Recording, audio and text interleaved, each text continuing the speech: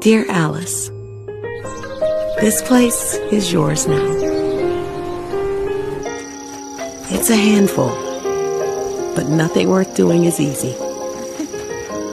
The land is more than just dirt.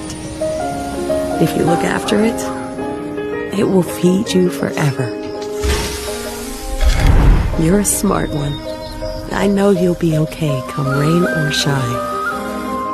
And remember, a business is only as good as its people, so treat them well. Our job is to plant seeds so our grandkids get to enjoy the fruit.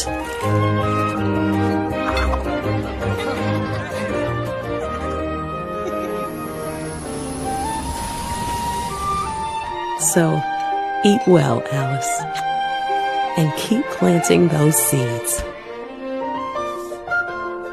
Because how we eat today feeds tomorrow.